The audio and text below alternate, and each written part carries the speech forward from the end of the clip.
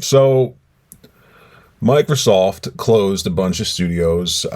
You've seen countless videos from countless YouTubers with a lot more subscribers than I have talk about this stuff.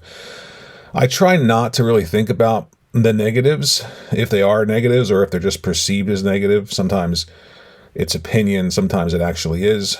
But what's happened today is that Microsoft has opened a new studio called Elsewhere in Poland, and it's comprised of people from different, walks of the video game industry. They've said this before with the initiative, this person from this team, this person from that team. They dropped a bunch of names, Uncharted, Call of Duty, and they said AAA as opposed to quadruple A, like they said with the initiative way back when they were forming that studio.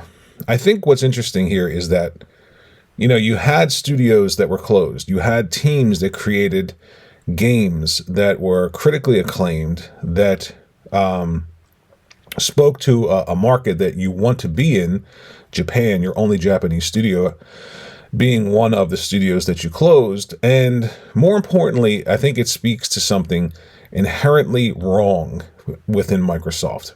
And I don't think it's unique to Microsoft as a company. I think there's a difference here between the West and the East in their approach to things, especially when it comes to creative things like video games. So for Microsoft, instead of saying to themselves, okay, maybe Hi-Fi Rush didn't meet sales expectations, and they said that themselves. They said Hi-Fi Rush did not meet sales expectations. Now, the first thing I think of is, how can something meet any kind of sales expectation if you're not selling it? Really, your audience won't purchase things because you've decided to put every creative endeavor from every creator that you own into this subscription service called Game Pass. So you've got people who literally think that, I don't care that creators take years to make something and they're passionate about it. I don't care that it costs a lot of money. I want it for $1 a month or $15 a month. And unfortunately, you're seeing the ramifications of that.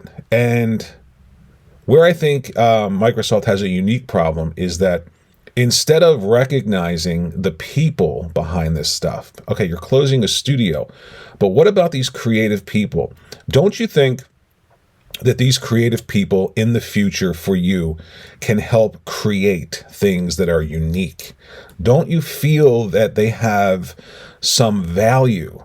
Don't you feel that they're more important than a name and a group of people in a studio? Maybe these people should be held on to, because you never know what they're going to create for you in the future, and you should foster that. But instead, these people get thrown away, and Microsoft forms a studio with people who probably are going to make the same cookie cutter games as a service, Call of Duty style games, those single player games that you can kind of play by yourself, but are really designed to be played with friends so that they can monetize you. This idea of, we have 15 million players. You've seen that sort of heralded as a success. It's not a success for an individual IP. Something like Starfield having 15 or 20 million players is great for the subscription service, but it doesn't drive the success of the individual IP like Starfield. It just doesn't. People investing in a game, purchasing it, being interested in the lore, cosplaying. You're seeing that happen with Stellar Blade. When these individual games become successes, the brand becomes a success, and the identifying factor of those games with the brand leads to success.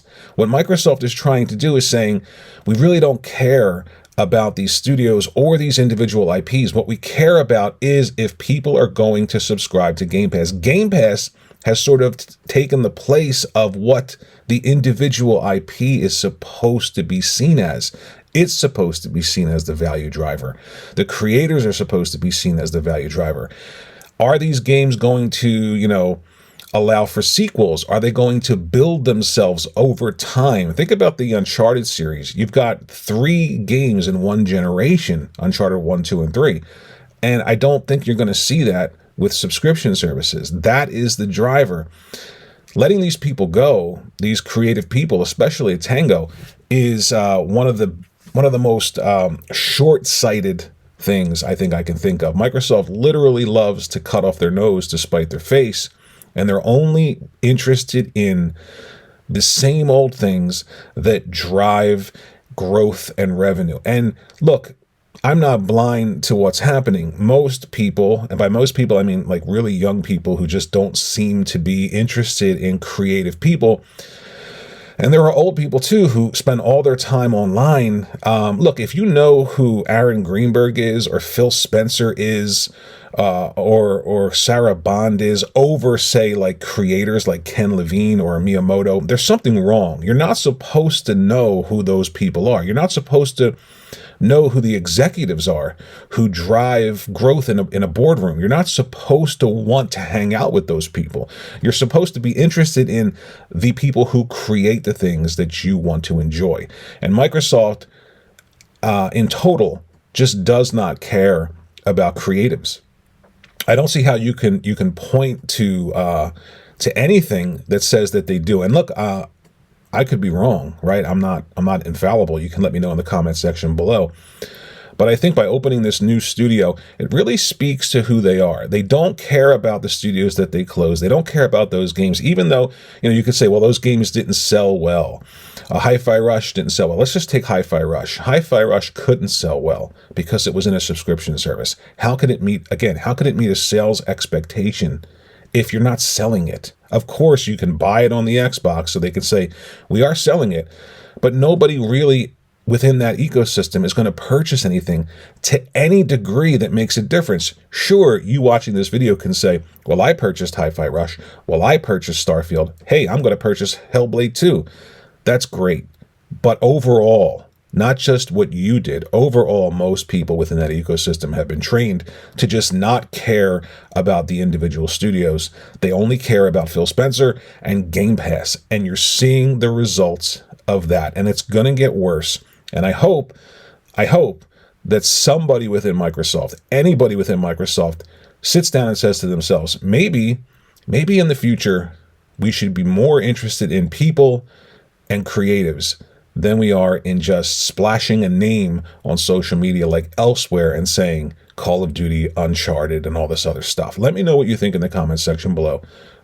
If you liked the video or you didn't, you can, I guess, hit the like button or the dislike button. Subscribe to the channel, and I'll see you in the next video.